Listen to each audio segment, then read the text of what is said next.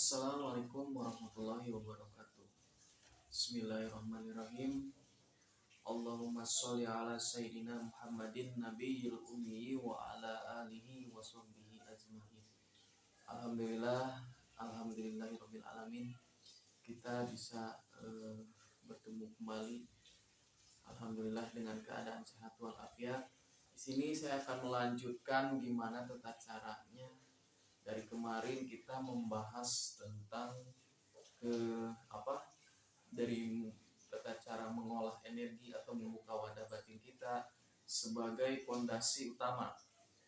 Kedua, gimana kita tata caranya membangkitkan tenaga dalam tubuh atau yang bisa sering disebut tenaga dalam kontak.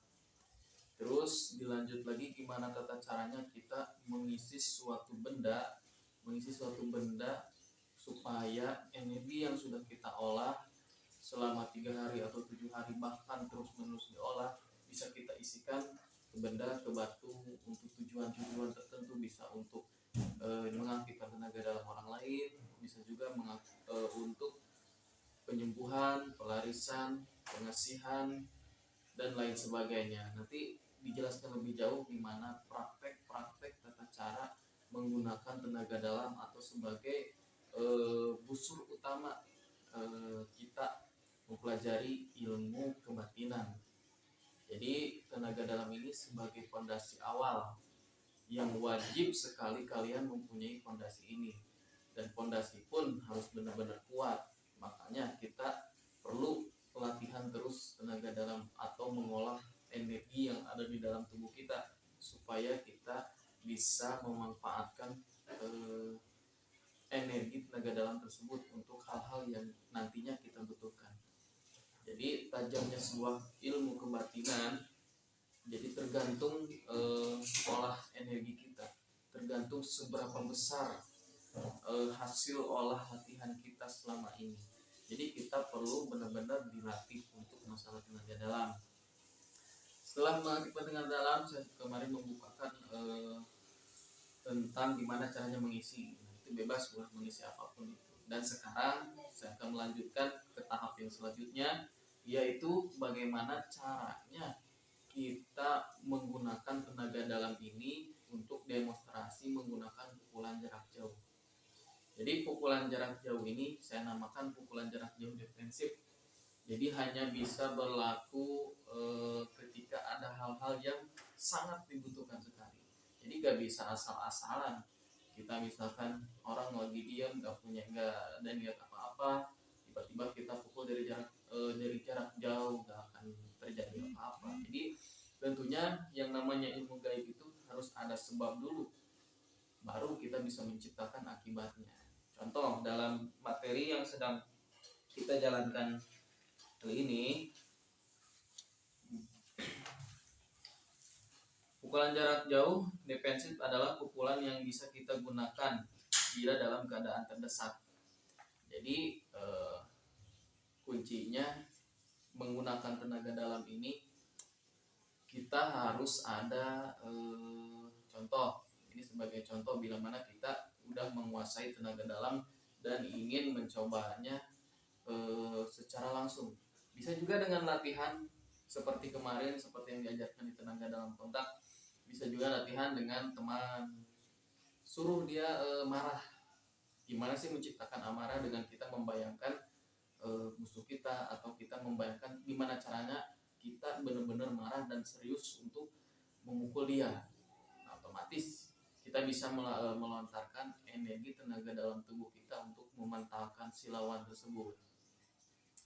Jadi ini pun sama, tentunya kuncinya ketika kita ingin latihan lapangan, kalau dari Al-Hikmah itu amarah suci. Nah, makanya kita harus bisa membangkitkan amarah dia. Gimana caranya amarah tersebut terbangkit. Nah, baru dia bisa ketika dia nyerang, posisi dia nyerang, kita bisa memanfaatkan dengan tenaga dalam. Baik itu dengan tata cara teknik tenaga dalam kontak maupun dengan teknik pukulan defensif. Ada juga dengan kedutan, sistem kedutan beda lagi, nanti ada diceritakan di video yang selanjutnya. Jadi di sini saya akan menjelaskan hanya sekedar pukulan jarak jauh defensif. Jadi tekniknya sama tetap. Jadi ketika kita ingin berlatih harus ada orang yang benar-benar marah. Atau misalkan contoh kita ketika di jalan bertemu sama orang yang lagi berantem. Nah kita bisa melakukan pukulan jarak jauh.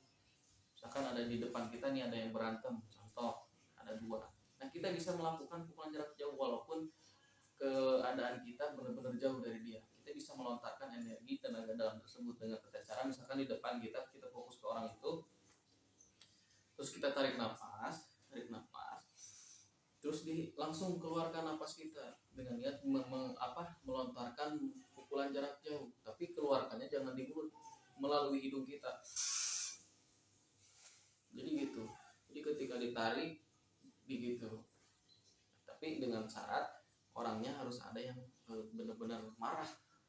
Jadi pukulan jarak jauh tekniknya ketika kita sudah menguasai seperti tadi tata caranya, tarik nafas panjang keras, terus kita lontarkan dengan niat melontarkan tenaga dalam pukulan jarak jauh, keluarkan di nafas kita. Jadi langsung keluarkan. Jadi jangan ditahan di perut ya, beda. Kalau ditahan di perut lain lagi teknik. Kalau di pukulan jarak jauh ketika kita melakukan melakukan niat pukulan jarak jauh ada target, kita tujuannya tekniknya kita ambil napas panjang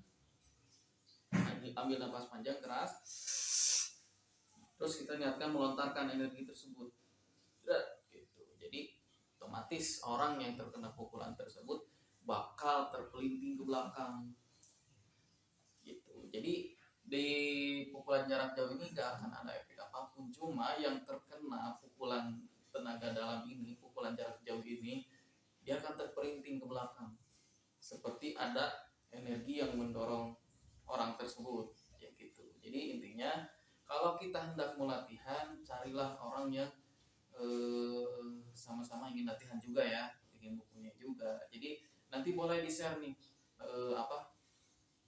tenaga dalam yang misalkan sudah saya ajarkan ini, misalkan ada teman yang mau belajar, silahkan boleh mengikuti pelatihan itu. Jadi silahkan Anda ikuti dari video saya di awal, dari pembukaan wadah batin beserta pengaktifan tenaga dalam, dan bisa untuk mengisi dan juga untuk melontarkan pukulan jarak jauh ini gitu. Jadi kalau misalkan ada temen lebih enak gitu. Jadi emang masing-masing cara mengetesnya beda-beda. Nah, salah satunya seperti itu.